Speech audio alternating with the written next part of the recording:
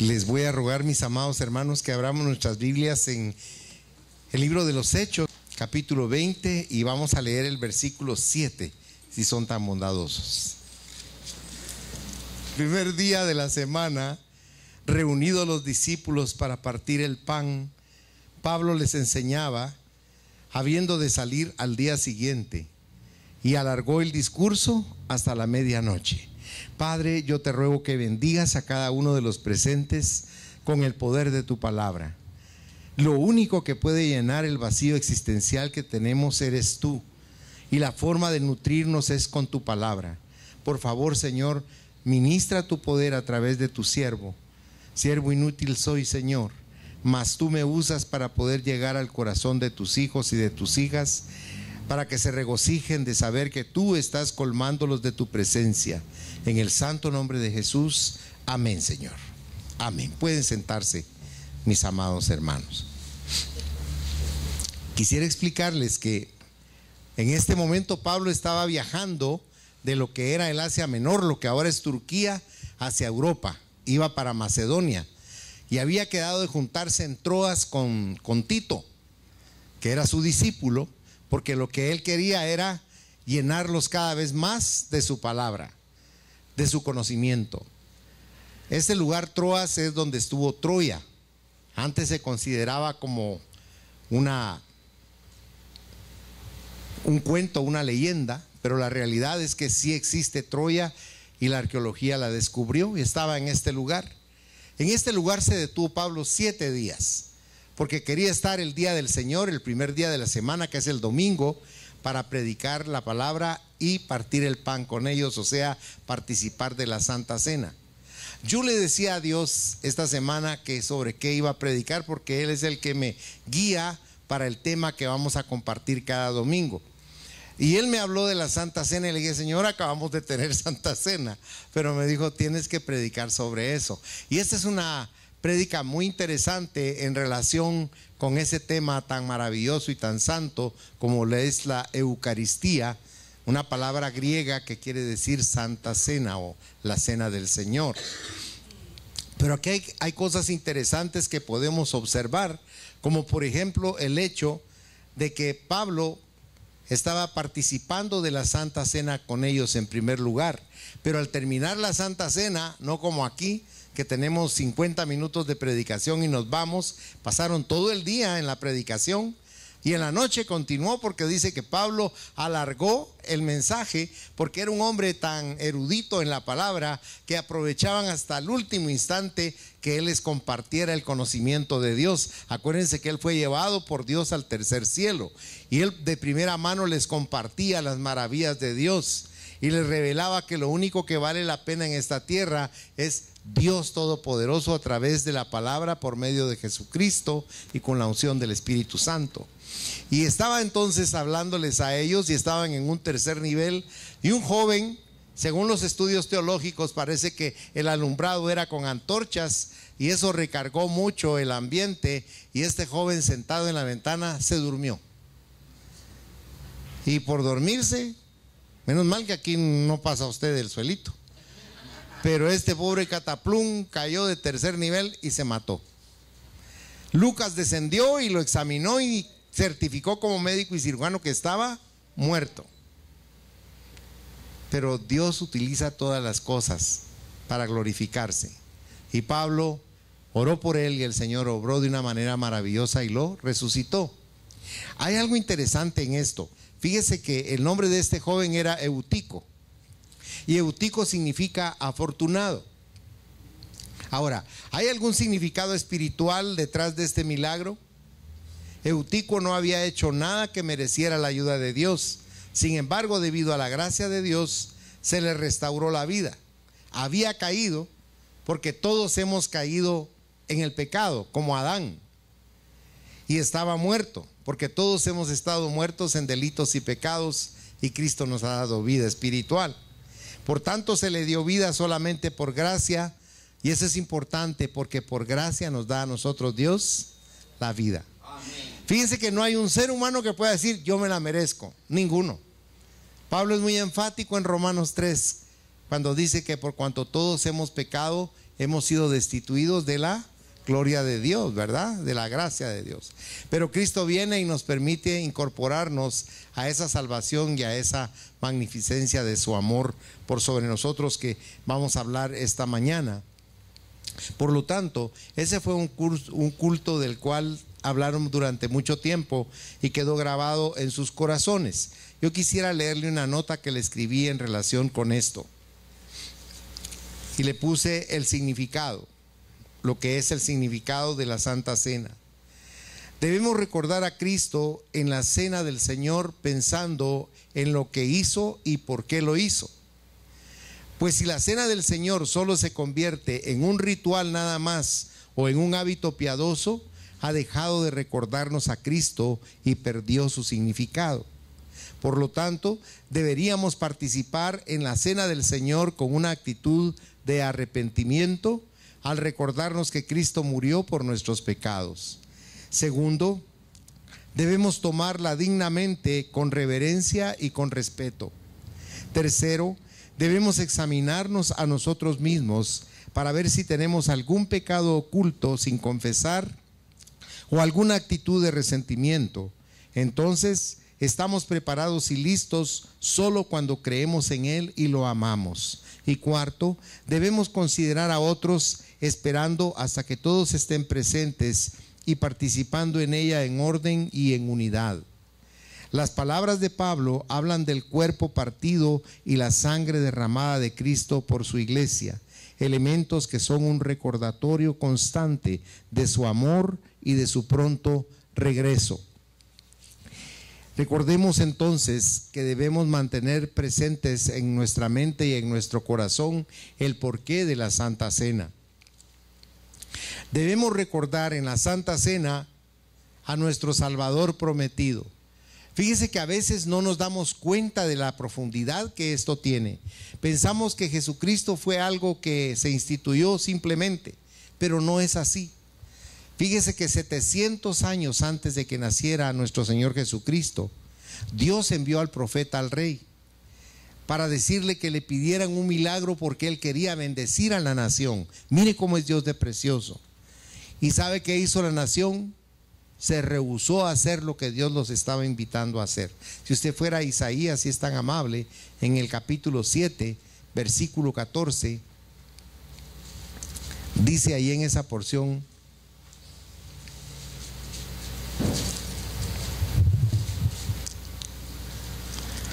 que por cuanto se rehusaron a hacerlo, dijo, la Virgen concebirá y dará a luz un hijo. Dice, por tanto el Señor mismo os dará señal. He aquí que la Virgen concebirá y dará a luz un hijo y llamará su nombre, dice. ¿Se da cuenta usted que no fue cuando nació Jesús, sino ya estaba predicho? Esto es algo asombroso, pero nosotros ya no lo vemos así. Realmente a los cristianos como que ya nada nos asombra. Pero si usted va a San Mateo, por favor, en el capítulo 1, vea conmigo el verso 23, si es tan amable. Mateo capítulo 1, versículo 23. El 22 lea conmigo si es tan bondadoso. Dice, todo esto aconteció para que se cumpliese lo dicho por el Señor por medio del profeta cuando dijo, he aquí una virgen concebirá y dará a luz un hijo y llamará su nombre Emmanuel, que traducido es Dios con nosotros. ¿Se da cuenta qué formidable es la Biblia? Cómo tiene registradas esas cosas tan sobrenaturales, tan fuera de lugar. Pero fíjese que a la gente le asombra más Chris Angel cuando lo ve en los programas de televisión, que puede poner un periódico en una vitrina y mete su mano a través del vidrio y saca una joya que esté adentro de la vitrina, y toda la gente se queda pasmada de ver algo que es realmente lo que cautiva su corazón y su mente. Por eso Dios nunca va a la mente suya ni a su carne. Dios viene a nuestro espíritu. Porque Dios no quiere carne mejorada, sino Dios quiere que nosotros maduremos realmente en el conocimiento de Él. Su palabra tiene ese propósito, que descubramos quién es Dios, que conozcamos a Dios. ¿Por qué? Porque usted y yo nos andamos buscando para conocernos a nosotros mismos. Y la palabra dice claramente desde Génesis que fuimos hechos a su imagen y a su semejanza. Cuando usted se mete en la palabra de Dios, no solo descubre la vida eterna, sino se encuentra a usted mismo. La palabra de Dios es un reflejo, es un espejo en el cual podemos ver nuestro rostro espiritual y nos muestra realmente cuál es el rango o el nivel que hemos alcanzado espiritualmente. Porque el mundo vive de apariencias, pero en el espíritu vivimos de realidades. Porque Dios abomina la hipocresía. Es una palabra que se usaba para los actores teatrales en Grecia antiguamente. Y nosotros no somos actores, somos protagonistas de la vida cristiana que Cristo ganó para nosotros en la cruz del Calvario. De tal manera que es una forma pragmática de decir soy cristiano, teniendo un cambio radical en nuestra vida, en nuestros sentimientos, en nuestros pensamientos, en nuestras emociones. Cuando usted comienza a acercarse a Dios, la Biblia le parece tediosa y aburrida, porque usted no tiene conocimiento de ella. Es como cuando usted toma un libro y es un buen autor el que lo escribió y lo interesa profundamente a usted. Usted no quiere soltar el libro porque está inmerso en el tema del libro. Lo atrae profundamente.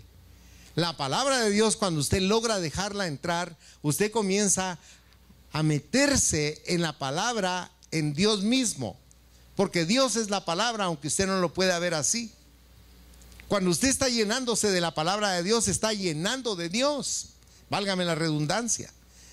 Porque Él es la palabra. Amén. Él hizo algo precioso por nosotros. Fíjese que la paradoja es que Él quiere estar en nosotros y a nosotros nos cuesta un montón dejarlo entrar.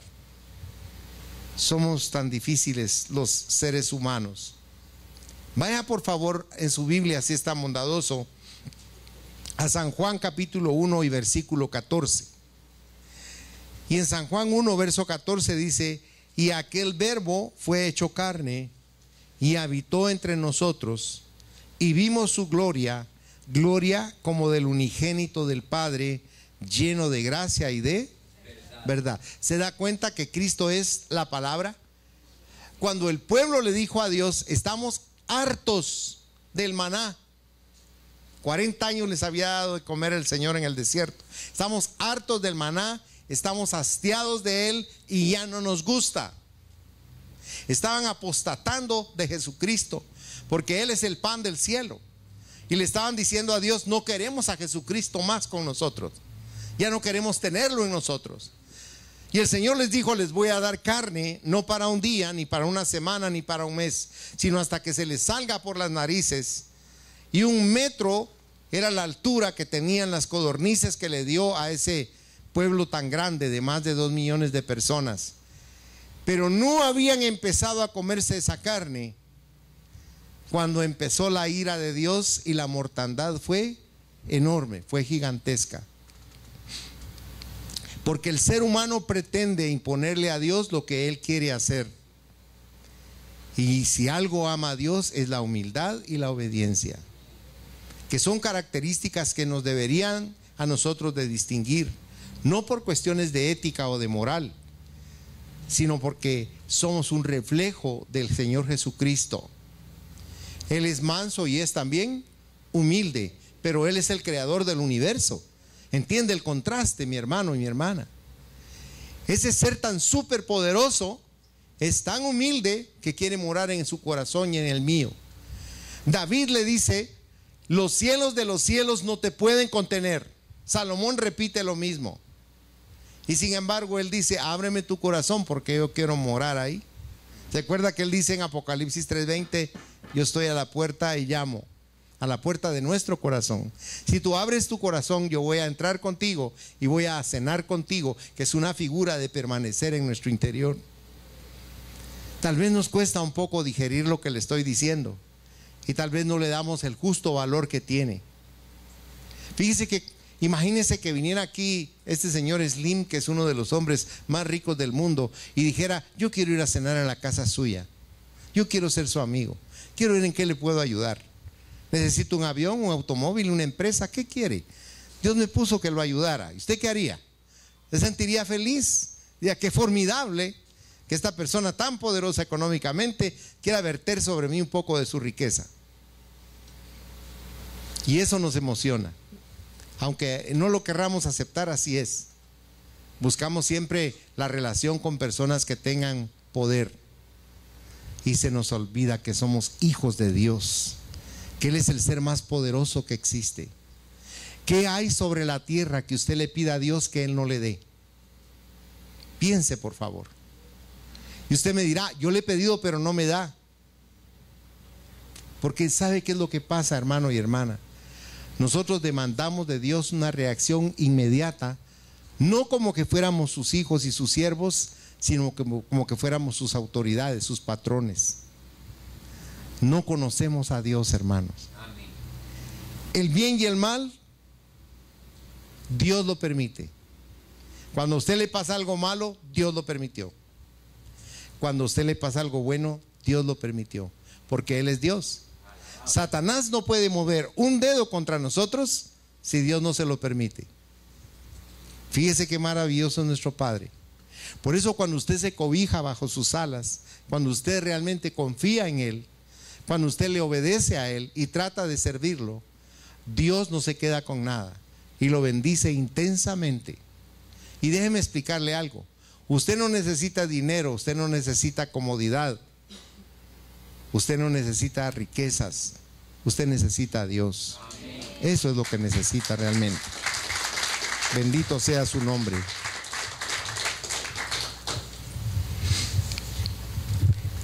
Cristo cumplió las escrituras en su vida, vivió conforme a las escrituras.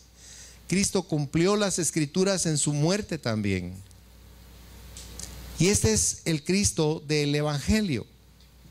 Cristo murió y fue sepultado y resucitó conforme a las escrituras. Acompáñeme a Corintios, a la primera carta a los Corintios, capítulo 15, versículos 3 y 4.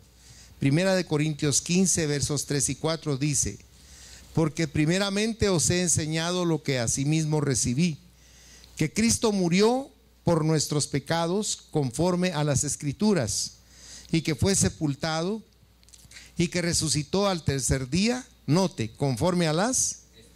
Fíjese cómo se apegó Cristo a lo que dice la palabra de Dios, porque en la palabra está todo.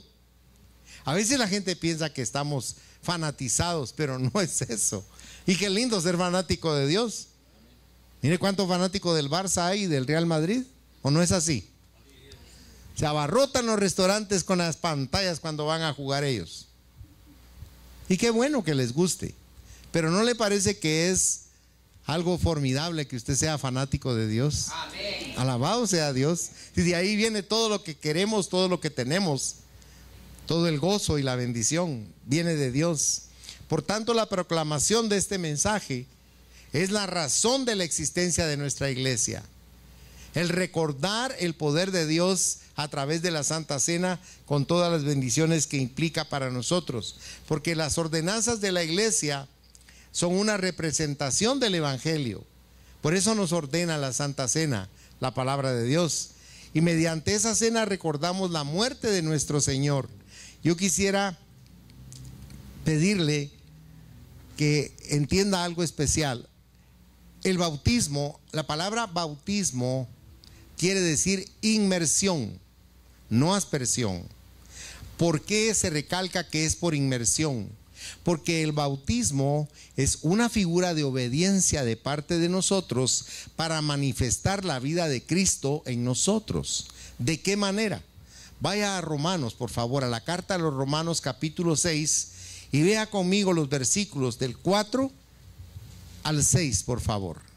Romanos 6 del 4 al 6 dice: porque somos sepultados juntamente con Él para muerte por el bautismo, a fin de que como Cristo resucitó de los muertos por la gloria del Padre, así también nosotros andemos en vida nueva.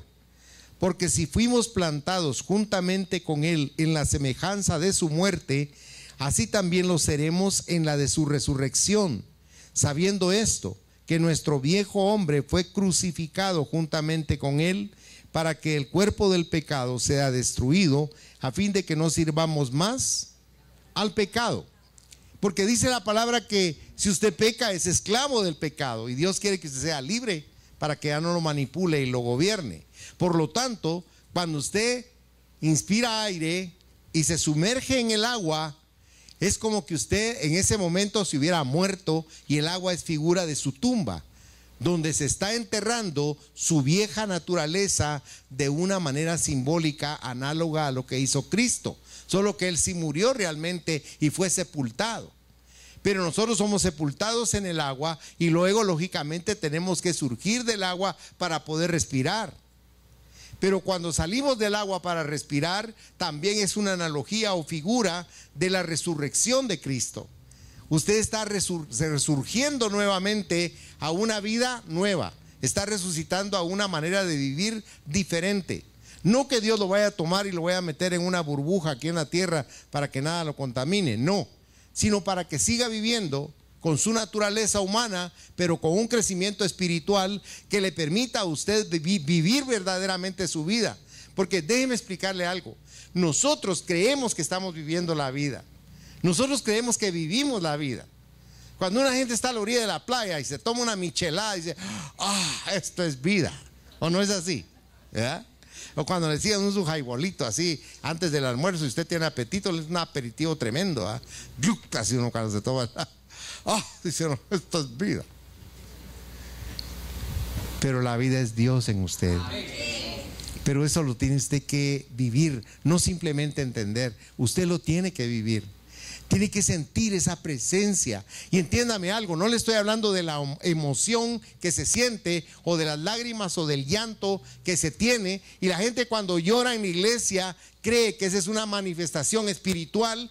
Yo por eso les digo que cuando dan profecía no lloren, porque esa es una manifestación carnal del alma, no del espíritu. El espíritu no necesita llorar. Usted puede llorar por la presencia del Espíritu Santo, no le digo que no. Pero Dios no está obrando a través de su alma o de su cuerpo. Dios quiere obrar a través de su espíritu. Porque cuando usted anda en el espíritu, habla en el espíritu y actúa en el espíritu, usted es genuino. Usted no está siendo una persona que está representando un papel, sino usted está siendo usted verdaderamente. Porque usted no es ese cuerpo que usted cree que tiene, ni es el alma que tiene. Usted es el espíritu. Usted es un espíritu que posee un alma y que temporalmente está habitando un cuerpo. Pero como Dios sabe que eso es limitado y limitante, Él nos prepara a través de su palabra de una manera sobrenatural para que la muerte tome otro matiz en nuestro corazón y en nuestro espíritu. Para que razonemos que en el momento en que morimos tenemos la dicha de poder ir con Dios y cumplir todas las bendiciones que están establecidas por Él en la palabra. Pero el hombre es egoísta, el hombre quiere aquí vivir esas cosas. Y no es así. Aquí estamos aprendiendo, hermanos. El mundo es una escuela. Es un test el que estamos viviendo aquí, es una prueba. Tenemos que aprender a vivir y debemos de hacerlo espiritualmente, porque en el espíritu nosotros ganamos, en el alma y la carne perdemos. Entonces, debemos recordar también en la Santa Cena a nuestro Salvador quebrantado. Vaya conmigo en su Biblia a Isaías 53, si es tan amable, versículo 3. Mire cómo está escrito ahí en la palabra. Isaías 53, 3. 700 años antes estaban diciendo lo que Cristo iba a tener que vivir durante el tiempo de su crucifixión.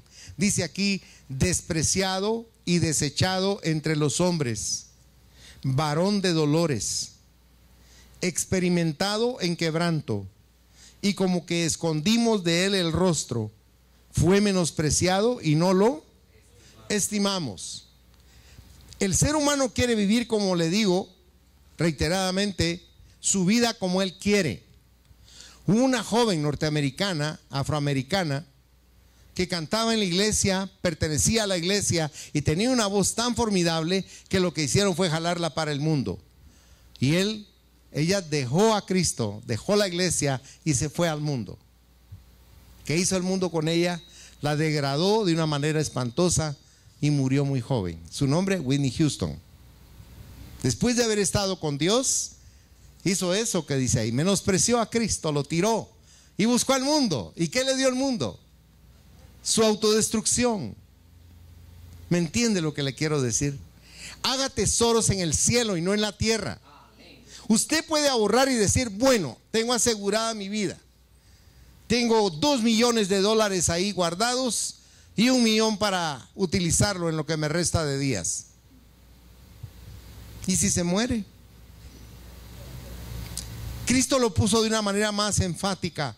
Dijo que había un hombre que era sumamente poderoso y muy rico, y cuando terminó de llenar la producción que tenía de granos, era un hombre inmensamente rico, dijo: no me bastan los graneros que tengo, voy a botar estos y voy a hacer otros más grandes porque soy muy rico. Pero ¿sabe qué sucedió? El Señor Jesucristo le tocó el hombro y le dijo: necio, esta noche vienen por tu alma, y todo lo que posees, ¿de quién será? Dice el Señor que nos hagamos tesoros en el cielo. Mire, a Dios cuesta un poco comprenderlo porque no se acopla a nuestra manera de pensar y de ser económica y socialmente.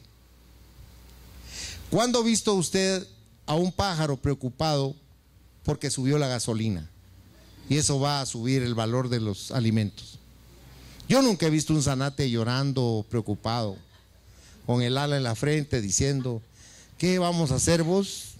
Nos fregamos con el alpiste.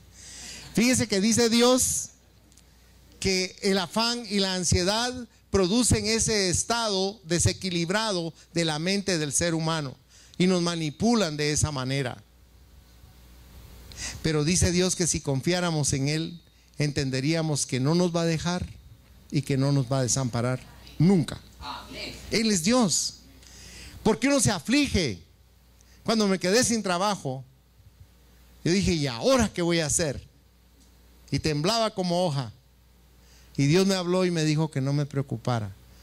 Y desde ese día, hermanos, trabajé 25 años en un lugar, y desde ese día para acá, en lugar de tener escasez, Dios me ha dado más que suficiente para vivir cada día. Y soy feliz con lo que Él me da. Alabado sea Dios. No necesito más. Yo soy feliz con lo que tengo, lo disfruto. Porque he conocido gente que tiene muchísimo, de muchísimo, de muchísimo, y no es feliz. Y yo soy feliz porque tengo a Dios en mi corazón. Alabado sea su santo nombre. Fíjese que el Señor paradójicamente fue rechazado aún por los mismos judíos. Si usted va al Evangelio de San Juan en el capítulo 1 y usted ve el versículo 11, dice la palabra: a lo suyo vino. Note que dice, no dice a los suyos, porque esa nación le pertenecía a Él. Entonces dice: a lo suyo vino. ¿Y los suyos qué dice? No le recibieron, lo rechazaron. Imagínense. Por eso se nos dio esa gran oportunidad a nosotros, que no éramos de ese rebaño, pero ahora somos su gente espiritual, somos su nación espiritual. Él fue maldecido, fue perseguido y también fue traicionado por Judas. ¿Sabe que Judas era un nombre formidable porque estaba basado en el nombre de Judá? Y es una figura de cómo su propia gente lo traicionó. Hay un salmo de David donde dice: mi amigo en quien yo confiaba levantó contra mí su calcañar. Cristo confía en nosotros y quiere que no lo traicionemos, que siempre confiemos en su poder de amor sobre nosotros, porque aún hoy, aunque usted no lo pueda creer, Él intercede por nosotros. ¿Y sabe qué? Cuando usted está sufriendo por una crisis, por una necesidad, por una enfermedad, y usted siente que no hay manera de que usted lo pueda solventar, Él está llorando por usted. Él está intercediendo por usted, porque Él quiere bendecirlo. Él quiere que usted sienta ese respaldo, que usted no está solo, sino que usted tiene a un Dios todopoderoso que está con usted para amarlo, para respaldarlo, para levantarlo, para nutrirlo, para que usted no caiga en el fango. Vaya por favor en su Biblia a Romanos capítulo 8 y mire lo que dice el versículo 26, para cuando usted esté hablando con Dios se recuerde que usted no está solo, sino que hay alguien todopoderoso que está intercediendo por usted. Dice ahí la palabra en esa porción: y de igual manera el Espíritu nos ayuda en nuestra debilidad, pues ¿qué hemos de pedir como conviene? Dice ahí, no lo sabemos. Pero note, dice, pero el Espíritu mismo intercede por nosotros, como dice su Biblia, con gemidos indecibles. O sea, cuando Él está pidiendo por usted, está gimiendo de tal forma que no se puede explicar cómo lo está haciendo. Y uno cuando está en problemas, lo que más hace es decir: a Dios, no me contestás, no me decís nada, no me resolvés la situación. Pero Él está ahí clamando por nosotros. Porque créame que lo que no logramos comprender es ese amor de Dios. Nosotros quisiéramos que el amor fuera algo que lo pudiéramos tocar, palpar, sentir o vivir, pero nunca nos damos cuenta de que el amor de Dios nos está cubriendo siempre. ¿Se acuerda que Juan 3:16 dice: porque de tal manera amó Dios al mundo? No dice a los cristianos, sino al mundo. Él siempre nos ha amado.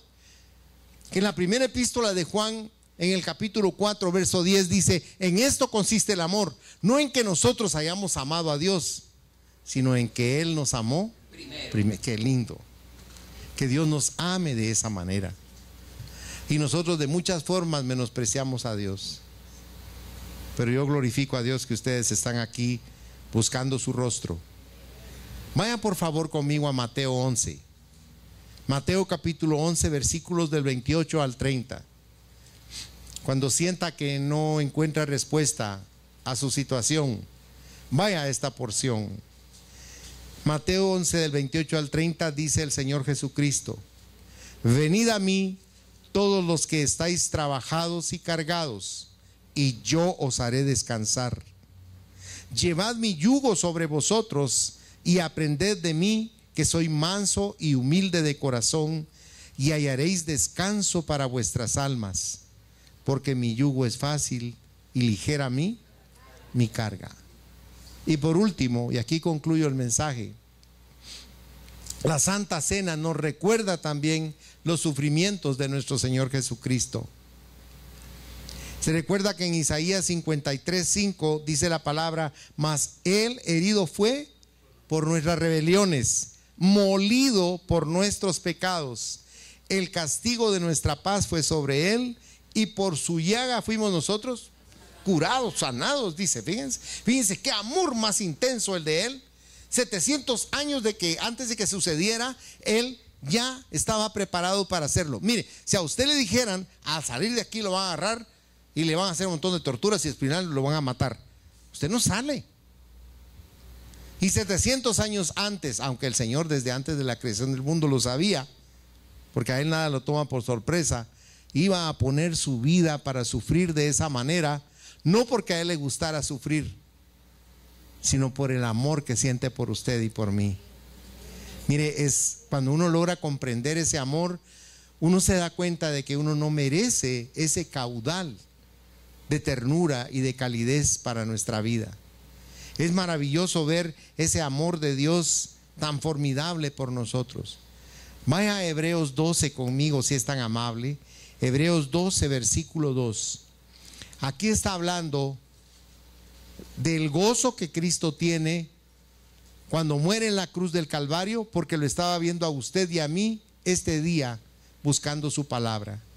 Dice: puestos los ojos en Jesús, el autor y consumador de la fe, note, el cual por el gozo puesto delante de Él sufrió la cruz, menospreciando el oprobio, y se sentó a la diestra del trono de Dios. Cuando usted piensa en la cruz y esos sufrimientos que nos recuerdan la Santa Cena, nos debemos sentir dichosos de saber que hay alguien tan poderoso y tan amoroso que hizo eso por cada uno de nosotros. Es lindo descubrir nosotros que alguien nos ame con esa intensidad.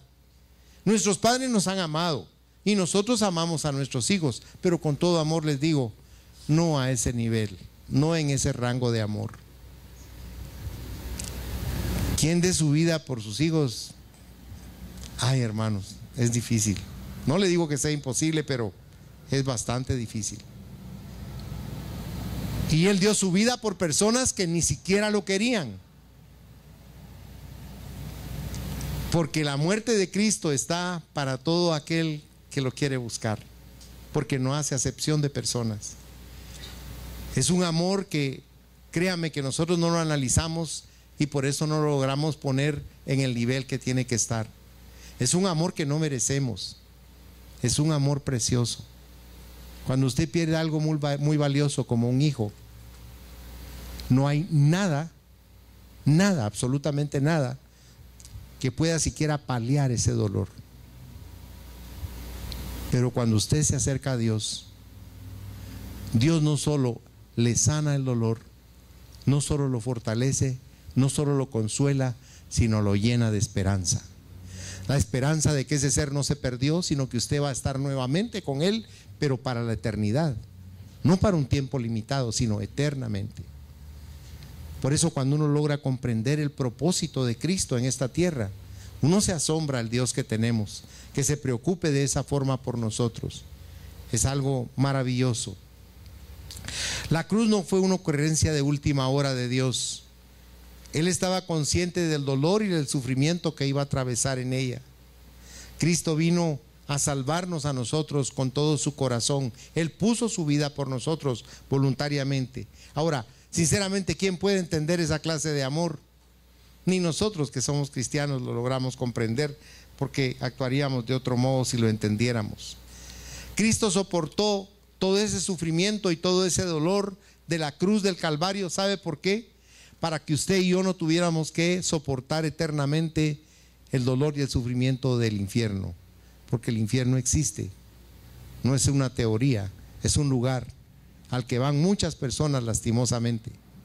Pero Dios no quiere que vayamos ahí, sino que procedamos al arrepentimiento. Cristo fue nuestro sustituto entonces. En Isaías 53, versículo 6, dice la palabra: todos nosotros nos descarriamos como ovejas, cada cual se apartó por su camino, mas Jehová cargó en él el pecado de todos nosotros.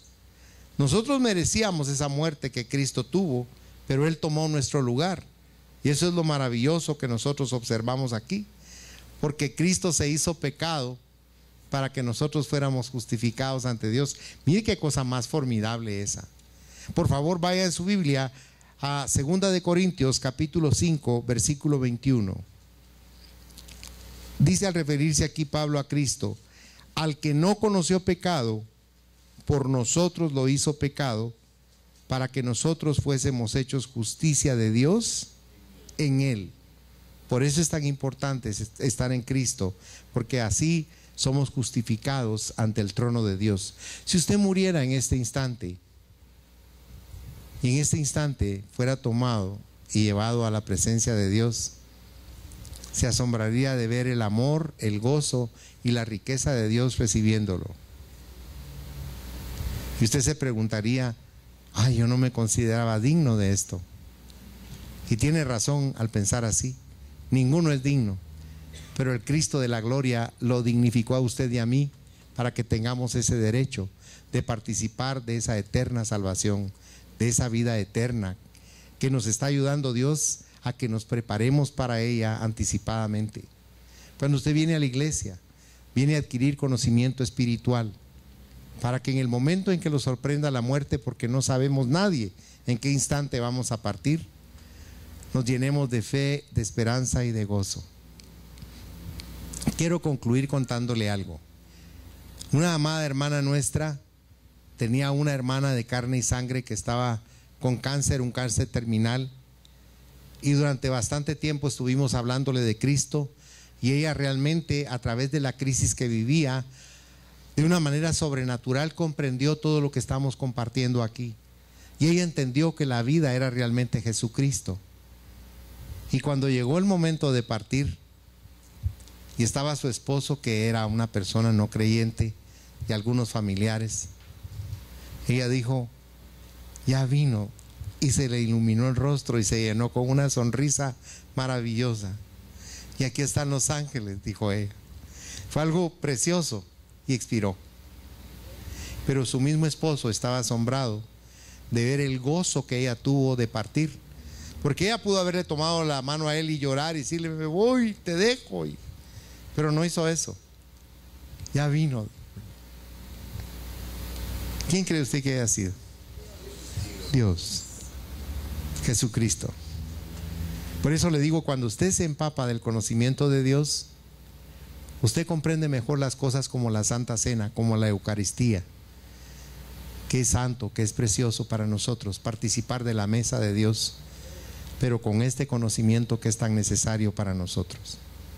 Cierre sus ojos, por favor. Amado Padre Celestial, yo te ruego que nos ayudes a cada uno de nosotros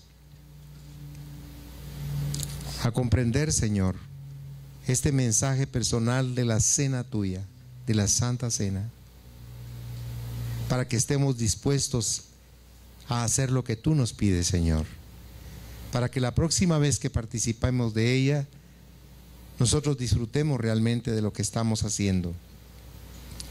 Un acto tan sublime en el cual tenemos una comunión profunda contigo, un momento de dicha porque podemos participar de tu mesa. Y yo te ruego, Señor, por las personas que tienen tanta necesidad en esta mañana, en este lugar, para que conforme a tus riquezas en gloria en Jesucristo, tú les concedas lo que están pidiéndote, lo que están necesitando. Los que tienen necesidad de salud, Señor, yo te pido que los bendigas. Yo te pido por mi hermana Tulita, por mi hermana Lucky, para que ahí donde están, tu palabra divina llegue con fuego y con poder y las sane y las levante, Padre, porque para ti no hay nada imposible y nosotros te lo estamos rogando en el nombre de Jesús.